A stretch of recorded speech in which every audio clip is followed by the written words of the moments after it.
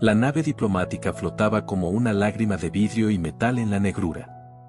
Sus corredores eran túneles de luz tenue, paneles que susurraban información en tonos que la diplomática prefería ignorar. Su especie, de piel translúcida y ojos de obsidiana, había cruzado por 1000 burocracias estelares. Nunca antes habían sentido la oscilación de su propio temblor ante una sola palabra no pronunciada: humanidad. El espacio era un escenario de espejos, cada cristal devolvía una versión menos segura de sí misma. Ella observaba a través de un amplio ventanal la silueta de un buque humano, un coloso hecho de cicatrices y propósito, con placas que brillaban como huesos bajo una luz de nebulosa. La nave humana no se movía con la elegante diplomacia de los suyos. Exudaba historia, como si cada panel llevara inscrito un recuerdo de fuego. El botón que sostenía entre sus dedos no pertenecía a ningún protocolo, era una insignia humana que había llegado a bordo como ofrenda o amenaza, un pequeño metal marcado por manos que había visto guerras. Cuando la tocó, su pulso, un latido profundo que los suyos no tenían costumbre de medir, respondió con pavor. No podía saber si era miedo por la humanidad, o el miedo a lo que esa humanidad pudiera despertar dentro de ella. El puente de la nave humana ya la miraba. No con ojos hostiles, con una curiosidad férrea, como quien encuentra una flor en el borde de un abismo. Entre los destellos de radar y los mapas estelares, emergía la figura del comandante humano, no joven, no viejo, una persona cuyos hombros contaban historias en sombras.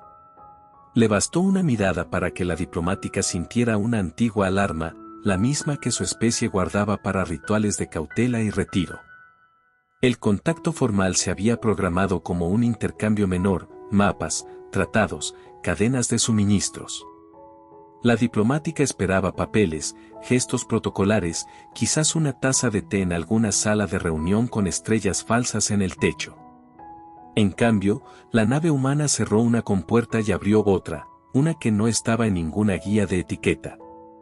Desde la distancia, la humanidad ofrecía algo que parecía a la vez simple y desarmador, un silencio que pesaba como acusación. El primer encuentro no fue ruidoso. Casi todo en él fue ausencia, ausencia de condescendencia, ausencia de miedo obvio, ausencia de superioridad. La diplomática, para su sorpresa, sintió una corriente extraña dentro de sí, una pulsión a acercarse.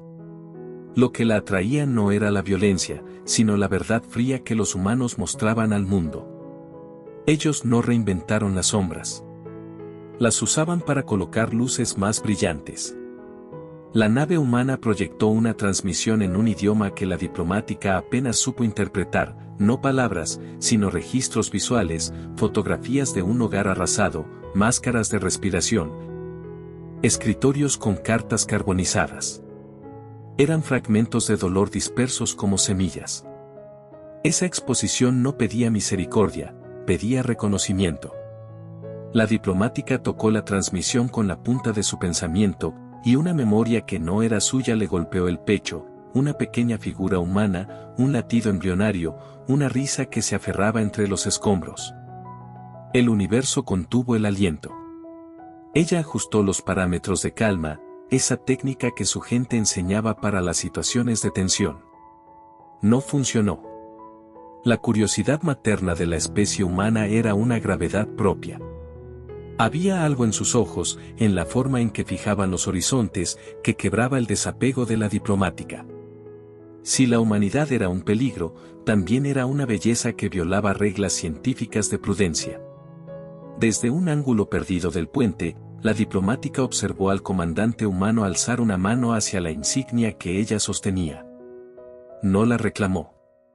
No la ordenó. Solo la reconoció. En ese reconocimiento había una oferta sin tiempo: examina la verdad o huye y finge distancia. La diplomática había venido para representar a un imperio distante que medía la expansión con hojas de cálculo y pactos. Nunca había esperado que una especie que llamaban salvaje pudiera presentar una elección moral, no una ecuación. El ruido de los sistemas se convirtió en un pulso rítmico que recordaba la frecuencia de los corazones en una canción olvidada. No era música humana, era solo un patrón de emergencia que los traductores intentaban domesticar. La diplomática, sin darse cuenta, acercó la insignia a su pecho. El metal fue frío, pero en su interior algo se calentó con temor y con una extraña atracción. Los ojos del comandante no mostraban compasión. Mostraban una decisión. La nación humana no necesitaba teatro. Sus actos eran directos, y esa franqueza la aterraba y la seducía. Ella pensó en regresar al mapa y reportar que la humanidad era impredecible, un riesgo que debía ser catalogado. Pero un gesto pequeño, casi infantil, la detuvo. El comandante salió al exterior en una pequeña cápsula, no por ostentación, sino para encontrarse en la frontera de vigilancia entre ambas naves. La diplomática sintió que el espacio entre sus convicciones y la curiosidad se comprimía como un acorde tenso. Su gente veneraba la distancia. Los humanos, en cambio, parecían beber del vértigo de la cercanía. Ella bajó hacia el punto de encuentro con temblor en los miembros, una mezcla de miedo y una excitación primitiva que no había explicado ni a sí misma. El silencio se volvió un grito entre las estrellas. Y entonces, en la penumbra del encuentro, una señal ajena rasgó el cielo, un registro de atrocidades cometidas siglos antes, una vieja guerra con la huella de la humanidad marcada en carne de planetas.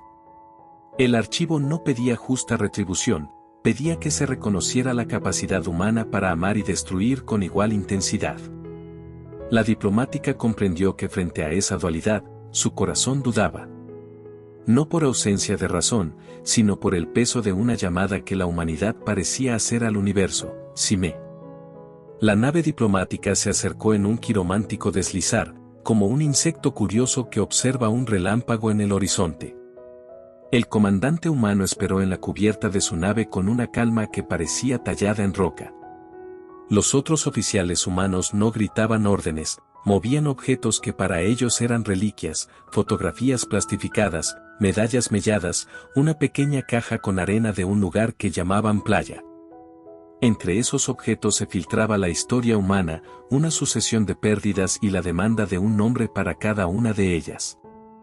La diplomática pasó por ventanas que mostraban sectores de ciudad que habían sido reemplazados por cicatrices. Grandes rascacielos rotos, parques donde crecían nuevas plantas mutadas, memoriales que aún humeaban. Ella era testigo de un mundo que había aprendido a convertir su propia ruina en arquitectura. La humanidad no había crecido en la comodidad, había sido forjada por la necesidad. El comandante ofreció un mapa holográfico que no buscaba discursos, señalaba puntos de interés, astilleros secretos, viejos laboratorios militares donde se había guardado una tecnología prohibida. Todo lo que la diplomática había pensado saber sobre los humanos se volvió pequeño frente a esa red de improvisación y resistencia. Había redes subterráneas que nunca aparecían en tratados, familias que habían tomado naves comerciales y las habían convertido en fortalezas, comunidades que se comunicaban por frecuencias antiguas. El universo contuvo el aliento. Ella recorrió los datos con una mezcla de asombro y creciente respeto. Los humanos no eran un sistema ordenado, eran una constelación de decisiones impulsivas que, sin embargo, generaban patrones de supervivencia. Cada plan parecía improvisado, cada sacrificio, perfectamente humano. Allí, en la sala de mapas, la diplomática vio los rostros de los caídos, niños con polvo en el cabello, ancianos con cicatrices que brillaban al recordar, parejas que sostenían medallas rotas. Estas imágenes no pedían piedad, pedían reconocimiento. La diplomática notó que la humanidad se definía por su memoria, por la manera en que guardaban los ecos y los convertían en motivos de lucha. No era solo la capacidad de destruir lo que la humanidad mostraba. Era la manera de reconstruir con los elementos que la guerra arrojaba. Las naves humanas llevaban piezas de otras culturas, a veces alteradas, a veces respetadas, siempre reutilizadas. Su ingeniería era estética del racionamiento. Donde los imperios ostentaban líneas puras y superficies nuevas, la humanidad celebraba las suturas visibles. Las costuras eran su orgullo. La diplomática, entrenada para reportar irregularidades, comenzó a comprender que cualquier informe frío sobre peligros humanos sería injusto. Ellos eran una especie que no se enrollaba en sus errores, los colgaban para verlos, para aprender de ellos. Cuando se hablaba de salvajes, la palabra parecía perder su filo frente a la práctica humana, la gente que lloraba por sus muertos mientras reparaba motores con manos que aún olían a sangre. Los traductores de su nave descifraban las palabras humanas con lentitud. No era la traducción lo difícil, era la carga afectiva que cargaban. Cada término estaba imbuido de historias. Una palabra como hogar podía significar un planeta entero o una litera en una nave de carga. La diplomática aprendió a escuchar más allá de la radicación semántica, escuchó la manera en que los humanos guardaban un silencio antes de nombrar a los muertos. Ese pequeño silencio era sagrado. La nave humana invitó a la diplomática a observar un ritual no oficial, la reparación de una bandera. No era una bandera cualquiera, era un emblema remendado con trozos de telas de distintas procedencias. Un sonido resonó en la sala, como una nota de piano distante. La diplomática no sabía que aquel timbre era una canción popular humana hasta que vio a un soldado pequeño, con las manos temblando, coser una esquina con dedos que habían sostenido armas. Allí, en la mecánica simple de una costura, la personalidad humana quedó expuesta, el acto de preservar un símbolo, no por su valor estético, sino por su poder para convocar memorias. Los recuerdos humanos penetraron su sistema con fuerza. Pasados, frescos y en fuego, brotaban como fotos en un tablero, la imagen de una mujer cantando junto a un generador, la risa de un niño que aprendía a regar plantas en un ambiente hermético. La cara curtida de un comandante sosteniendo en su pecho una fotografía de alguien que ya no estaba. Esos fragmentos, pequeños pero insistentes, explicaban su obstinada voluntad de seguir. Los humanos no se presentaban como un imperio. Se presentaban como una herida que había aprendido a caminar. Ella comenzó a ver la causa de su atracción, no era la violencia organizada, ni la tecnología avanzada, era la manera honesta con la que asumían pérdidas. La humanidad lloraba con la claridad de quien no tiene más remedio que seguir. No había espectáculo, solo hechos y memoria. Los traductores extranjeros le mostraron una pieza más, un archivo de decisiones tácticas con nombres de líderes humanos que habían preferido la retirada a la rendición, la evacuación a la capitulación. No todo era sacrificio heroico. Algunos eran actos prácticos de supervivencia disfrazados de dignidad. Y sin embargo, ahí estaba la voluntad, una especie de rectitud moral que no buscaba absolución, sino continuidad. El universo contuvo el aliento. En una cámara pequeña, la diplomática encontró una reliquia, un juguete deformado, el rostro de un niño que había sido herido por un bombardeo, aún marcado en la tela. No era un objeto de estrategia. Era una prueba de humanidad. Ella lo sostuvo y, por un instante, sintió una punzada que desconocía. No era tristeza impersonal. Era una empatía concreta y humana que cruzaba especies.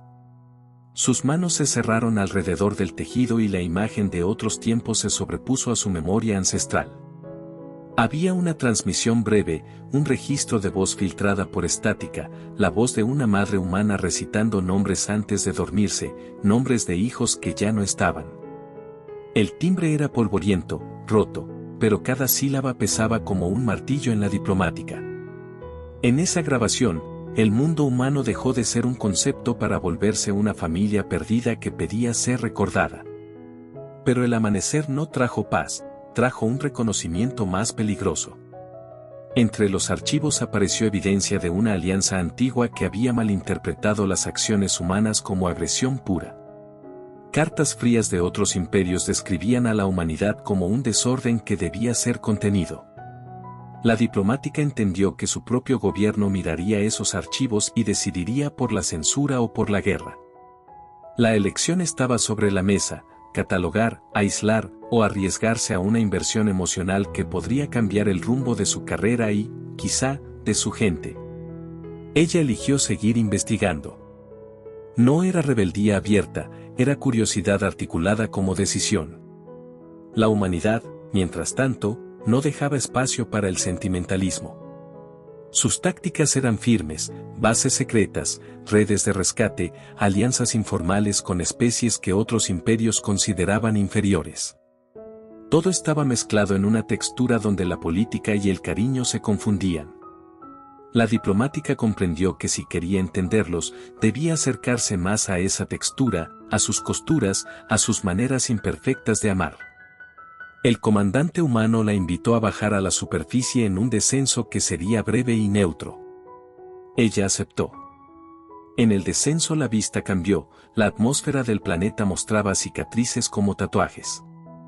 Pero también revelaba pequeños oasis, barrios que brillaban con luces de resistencia, invernaderos improvisados donde crecían plantas ajenas. El terreno no era hospitalario, pero la vida insistía. El silencio se volvió un grito entre las estrellas. El descenso fue una lección en supervivencia. La diplomática observó cómo las comunidades humanas habían adaptado su entorno: techos convertidos en paneles de cultivo, vehículos de carga transformados en viviendas, plazas que servían de hospitales de campaña. El comandante la guiaba por las ruinas, mostrándole puntos de interés, explicando con gestos las decisiones tomadas bajo fuego. Ella registraba datos, su mente analizaba patrones. Pero cada patrón venía envuelto en historias. A cada paso, la diplomática veía señales de sacrificio. Un mural pintado sobre las ruinas de una escuela celebraba a los que se habían quedado atrás, camisetas con nombres cosidos en la espalda de voluntarios, una pared donde alguien había dejado una lista de los desaparecidos. No eran monumentos oficiales. Eran marcas personales que se convertían en historia colectiva. La humanidad, pensó, no olvidaba a los suyos. Los nombres eran armas. El universo contuvo el aliento. Dentro de un refugio, encontraron un archivo cuyos registros demostraban que, años atrás, facciones desconocidas habían aprovechado la fragmentación humana para provocar catástrofes con tecnología prohibida. El resultado fue una serie de ataques que destruyeron ciudades y cambiaron la geografía política. Entre las evidencias, una foto mostraba el primer encuentro entre el comandante y su hermano, antes de que los sistemas de soporte fallaran. La imagen mostraba una sonrisa congelada en el tiempo, después, la pérdida. En el momento en que la diplomática sostendría una carta empapada de sal y polvo, una carta escrita por un padre a un hijo que no sobrevivió, el sonido de una vieja grabación prendió en la sala. Un piano desafinado tocando un fragmento que una vez había sido una melodía de cuna. Ese acorde, pequeño e imperfecto, fue suficiente para que la diplomática entendiera la liturgia humana del duelo: no olvidar, no rendirse. Un soldado cerró los ojos, y por un segundo la rigidez de su rostro se convirtió en una arruga de memoria. La presencia humana en el campo no era solo resistencia, era una red de decisiones que se tejían en el momento, con la urgencia de quien no sabe si habrá un mañana. Sacrificios se registraban en listas, voluntarios firmaban papeles sabiendo que no regresarían. La diplomática observó a una mujer ajustar una cápsula de asalto en la que había dibujado con tinta las coordenadas de su hogar. No era un gesto de fanatismo. Era una promesa. Los ataques aumentaron.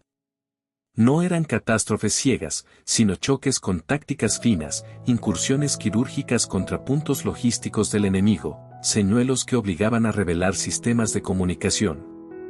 Emboscadas que convertían la superioridad tecnológica en una trampa de su propio tamaño. La humanidad aprendía rápido. Lo que le faltaba en recursos lo suplantaba con imaginación y voluntad. La diplomática fue testigo de una decisión que no figuraría en ningún tratado: la ejecución de un plan para proteger a una población civil a cambio de sacrificar una pequeña flota auxiliar. El comandante humano dio la orden y vio partir cápsulas repletas de voluntarios que sabían que no regresarían. La diplomática, desde su posición externa, sintió la exactitud del sacrificio, no un acto teatral, sino una medida fría tomada por amor. El universo contuvo el aliento. La batalla por la órbita comenzó como un ritmo irregular de impactos y correcciones. Naves humanas, pequeñas y rápidas, usaron maniobras que parecían improvisadas para los ojos de las academias, deslizamientos rasantes entre asteroides, saltos cortos de velocidad, embudos hacia campos de minas antiguas. Las tácticas no eran limpias. Eran humanas, imperfectas, mortales, eficaces. Las pérdidas comenzaron a acumularse en la bitácora de la diplomática. Cada nombre era una estadística en la hoja, pero una historia en la memoria. El comandante humano perdió a más de lo que la diplomática podía imaginar. En una comunicación privada, mostró un fragmento de una transmisión, la última imagen de su hija, tomada antes de un ataque en una colonia exterior.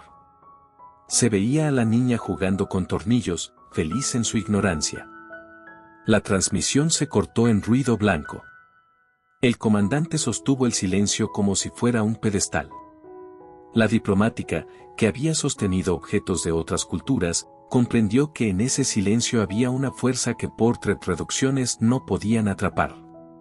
La guerra había destrozado infraestructuras, pero también había forjado una claridad implacable. La humanidad entendía el coste de la defensa y, sin embargo, prefería pagarla. No por honor vacío, sino por la certeza de que sin acción no habría memoria a preservar. Los recuerdos se convertían en munición. Su resistencia fue un acto de transmisión intergeneracional, defendían para que lo que viene recordara lo que fue. El universo contuvo el aliento. El conflicto escaló hasta un punto donde ambos bandos comenzaron a usar sistemas que obligaban a la tercera parte neutral a intervenir, drones de información que limpiaban registros.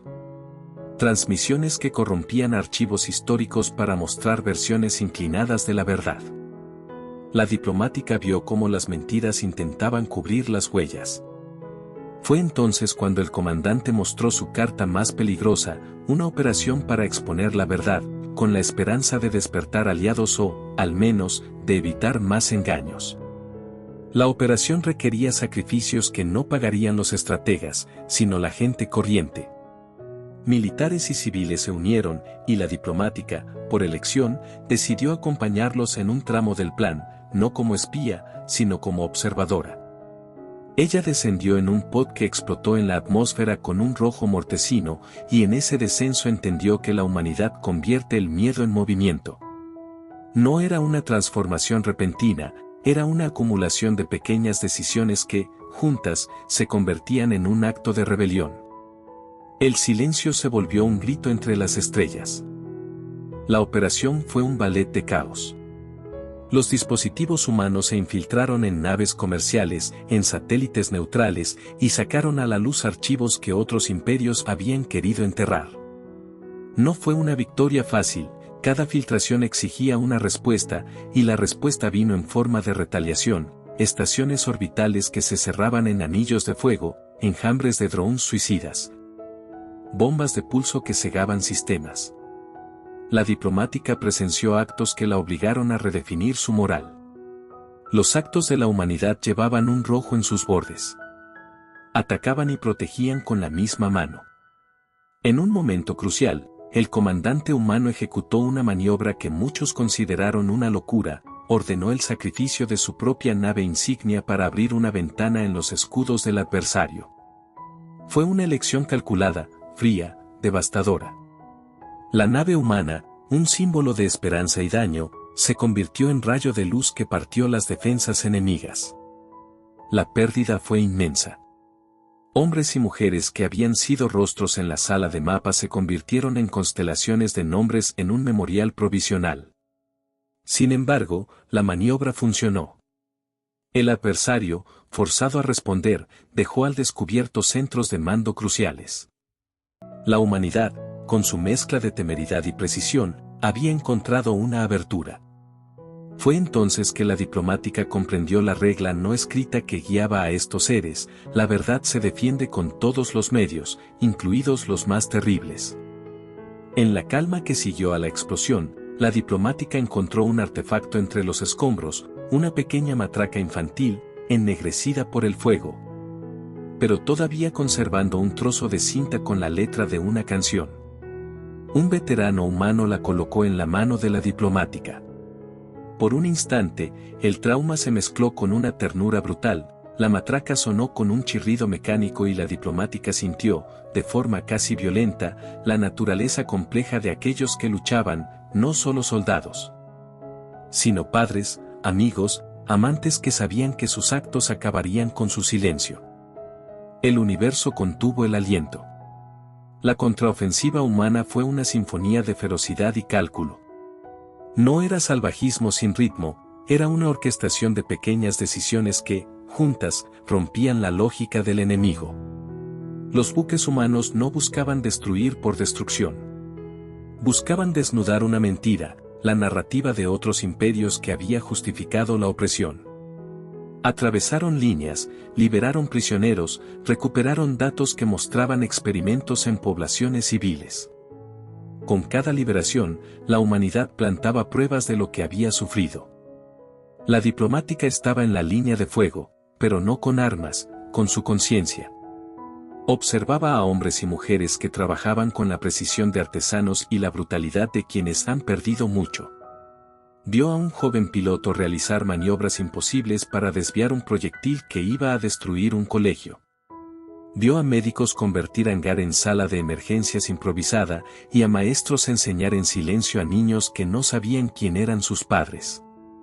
En cada acto había una apuesta moral, mantener la continuidad humana. Las piezas del rompecabezas político comenzaron a moverse. Aliados antiguos vacilaban entre la conveniencia y la verdad revelada por las filtraciones. Algunos imperios empezaron a cuestionar lo que habían aceptado como verdad histórica. La diplomática se encontró en una posición extraña, como observadora oficial, tenía acceso a comunicaciones que podían inclinar la balanza. No interferir hubiera sido la decisión esperada. Pero la exposición a la humanidad en carne viva deformó su neutralidad. El momento culminante llegó cuando la diplomática tuvo que decidir entre dos cosas: firmar un informe estilo burocrático que condenara a la humanidad por su supuesto salvajismo, o presentar un testimonio que explicara la complejidad, la memoria y el sacrificio que la sociedad humana encarnaba. Su elección sería, en lenguaje diplomático, una traición a la frialdad de su servicio. Pero ella escogió la verdad. La transmisión que envió no fue un documento frío. Fue una crónica, imágenes, sonidos, nombres, pequeñas historias.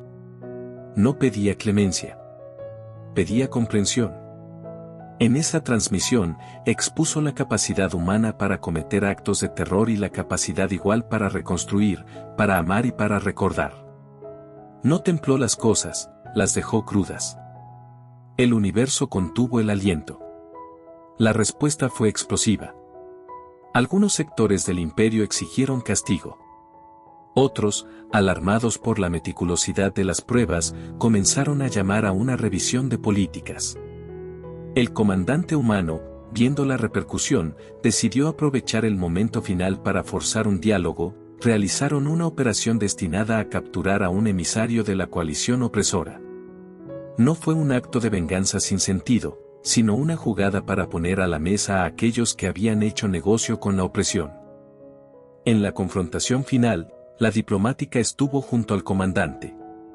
No con armas, sino con la insignia humana que había tomado como punto de partida. Observó cómo la humanidad, en su mezcla de furia y dignidad, llevaba a cabo una serie de maniobras que desestabilizaron a su adversario. Los vectores de ataque se convirtieron en pinturas crueles, llamas que delineaban rutas, humo que enmarcaba heroísmos. Fue un espectáculo que no buscaba la belleza, sino la eficiencia. La batalla concluyó con la caída del centro de mando adversario. No hubo júbilo frenético, hubo silencio pesado y una cadena de actos que cerraron heridas. El comandante humano, cubierto de hollín y lágrimas, entregó al emisario capturado a un tribunal internacional que ahora debía decidir. La diplomática miró el rostro del emisario, no había odio, había sorpresa. La humanidad no celebró con estruendo. Guardó sus muertos y puso a prueba su ética en la luz de la verdad que ella había ayudado a difundir. El silencio se volvió un grito entre las estrellas, la operación fue un ballet de caos. Los dispositivos humanos se infiltraron en naves comerciales, en satélites neutrales, y sacaron a la luz archivos que otros imperios habían querido enterrar. No fue una victoria fácil, cada filtración exigía una respuesta, y la respuesta vino en forma de retaliación, estaciones orbitales que se cerraban en anillos de fuego, enjambres de drones suicidas, bombas de pulso que cegaban sistemas. La diplomática presenció actos que la obligaron a redefinir su moral. Los actos de la humanidad llevaban un rojo en sus bordes. Atacaban y protegían con la misma mano. En un momento crucial, el comandante humano ejecutó una maniobra que muchos consideraron una locura, ordenó el sacrificio de su propia nave insignia para abrir una ventana en los escudos del adversario. Fue una elección calculada, fría, devastadora. La nave humana, un símbolo de esperanza y daño, se convirtió en rayo de luz que partió las defensas enemigas. La pérdida fue inmensa. Hombres y mujeres que habían sido rostros en la sala de mapas se convirtieron en constelaciones de nombres en un memorial provisional. Sin embargo, la maniobra funcionó. El adversario, forzado a responder, dejó al descubierto centros de mando cruciales. La humanidad, con su mezcla de temeridad y precisión, había encontrado una abertura. Fue entonces que la diplomática comprendió la regla no escrita que guiaba a estos seres: la verdad se defiende con todos los medios, incluidos los más terribles. En la calma que siguió a la explosión, la diplomática encontró un artefacto entre los escombros, una pequeña matraca infantil, ennegrecida por el fuego, pero todavía conservando un trozo de cinta con la letra de una canción. Un veterano humano la colocó en la mano de la diplomática. Por un instante, el trauma se mezcló con una ternura brutal, la matraca sonó con un chirrido mecánico y la diplomática sintió, de forma casi violenta, la naturaleza compleja de aquellos que luchaban, no solo soldados, sino padres, amigos, amantes que sabían que sus actos acabarían con su silencio. El universo contuvo el aliento. La contraofensiva humana fue una sinfonía de ferocidad y cálculo. No era salvajismo sin ritmo, era una orquestación de pequeñas decisiones que, juntas, rompían la lógica del enemigo. Los buques humanos no buscaban destruir por destrucción. Buscaban desnudar una mentira, la narrativa de otros imperios que había justificado la opresión. Atravesaron líneas, liberaron prisioneros, recuperaron datos que mostraban experimentos en poblaciones civiles. Con cada liberación, la humanidad plantaba pruebas de lo que había sufrido. La diplomática estaba en la línea de fuego, pero no con armas, con su conciencia. Observaba a hombres y mujeres que trabajaban con la precisión de artesanos y la brutalidad de quienes han perdido mucho. Vio a un joven piloto realizar maniobras imposibles para desviar un proyectil que iba a destruir un colegio. Vio a médicos convertir hangar en sala de emergencias improvisada y a maestros enseñar en silencio a niños que no sabían quién eran sus padres. En cada acto había una apuesta moral: mantener la continuidad humana. Las piezas del rompecabezas político comenzaron a moverse.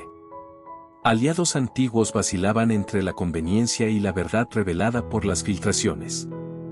Algunos imperios empezaron a cuestionar lo que habían aceptado como verdad histórica. La diplomática se encontró en una posición extraña. Como observadora oficial, tenía acceso a comunicaciones que podían inclinar la balanza. No interferir hubiera sido la decisión esperada. Pero la exposición a la humanidad en carne viva deformó su neutralidad.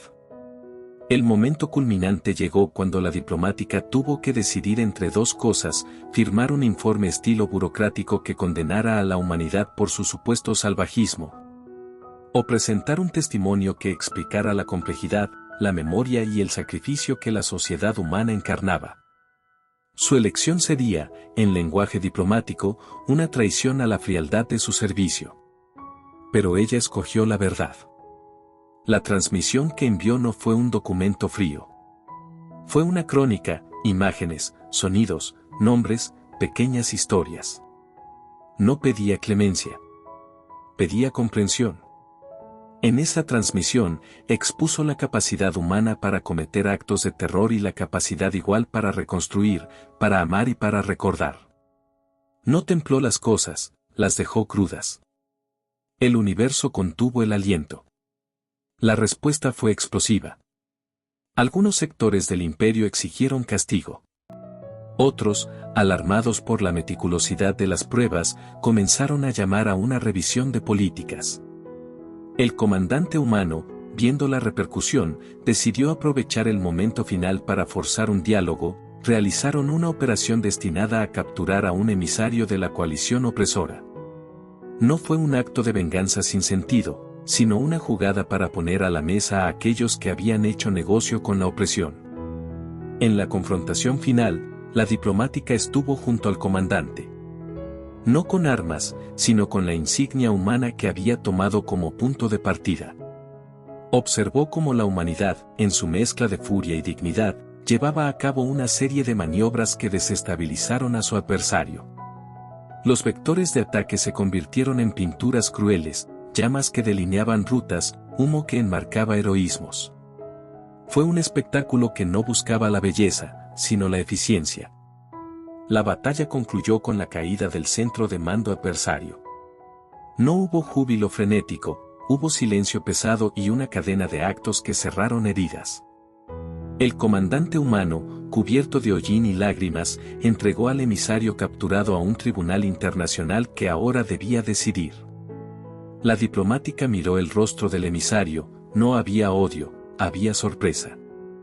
La humanidad no celebró con estruendo. Guardó sus muertos y puso a prueba su ética en la luz de la verdad que ella había ayudado a difundir. El silencio se volvió un grito entre las estrellas. El epílogo de la batalla no fue una fiesta de banderas. Fue una reconstrucción pausada, una vigilancia vigilante y la lenta costura de relaciones que antes se habían roto. La diplomática, que había comenzado su misión como una pieza fría de protocolo, ahora escuchaba historias en cafés improvisados, ayudaba a cargar material para reparar un jardín. Y miraba la construcción de un memorial hecho con escombros reciclados. Uno de los actos más singulares fue la ceremonia de la nueva bandera. No fue un desfile de autoridades, fue un acto colectivo. La gente trajo retazos, fotografías, objetos curados por el tiempo y el dolor. El comandante humano se mantuvo en segundo plano, no por modestia, sino por la naturaleza colectiva del triunfo. La diplomática cruzó la plaza con la insignia que había comenzado todo. Al levantarla, sintió la textura de la tela vieja bajo sus dedos. No era una bandera que declarara dominio. Era un mapa de pérdidas y promesas. El universo contuvo el aliento. En un gesto que nadie esperaba, la diplomática avanzó hacia la tarima. No para tomar la insignia como premio, sino para colocar junto a la bandera un pequeño medallón de su propia cultura, un símbolo de testimonio de que algo había cambiado. Cuando su mano tocó la tela, una corriente de reconocimiento cruzó las miradas alrededor. No era una aceptación inmediata, era el comienzo de una coexistencia que debía probar su peso día a día. La humanidad, aunque herida, miraba al futuro con la conciencia del precio pagado. Los memoriales crecían y las escuelas reabrieron con maestros que enseñaban no solo cálculo y pintura, sino la lección que la guerra había impartido: la memoria es el faro más peligroso y más necesario. Los niños cantaban canciones reparadas por voces adultas que temblaban. Un anciano contaba la historia de la primera evacuación como si fuera un cuento de advertencia y esperanza.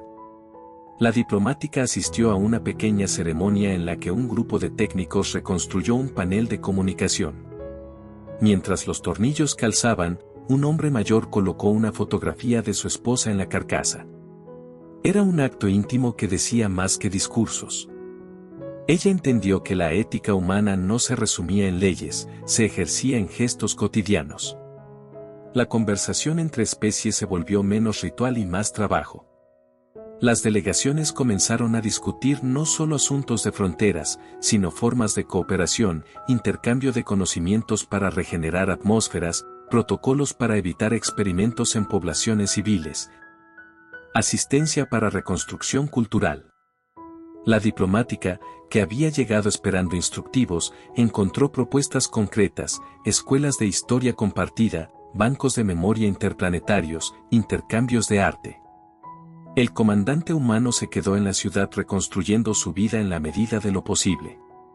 Visitaba hospitales, escuchaba a sobrevivientes y, en noches donde la luna parecía demasiado alta, miraba hacia las estrellas recordando caras que ya no estaban. La diplomática lo observó no desde la distancia burocrática, sino desde la cercanía que da la convivencia. Ella aprendió a reconocer pequeños rasgos, la forma en que apretaba el borde de una taza cuando pensaba, la manera en que guardaba silencio al pronunciar el nombre de alguien perdido. El universo contuvo el aliento. Las heridas no desaparecieron, se limpiaron y se cosieron. La sociedad humana encontró una nueva narrativa, no la de un imperio salvaje, sino la de una comunidad que había aprendido a convertir el dolor en razón de ser. Los aliados que antes habían dudado empezaron a colaborar en programas de reconstrucción, y si bien algunos resentimientos persistían, la evidencia que la diplomática había transmitido obligó a un ajuste de políticas en varios sectores. La diplomática recibió una oferta que la sorprendió, se le propuso quedarse como observadora permanente, como puente entre culturas. Era una elección que la obligaba a abandonar la neutralidad absoluta que su gente valoraba.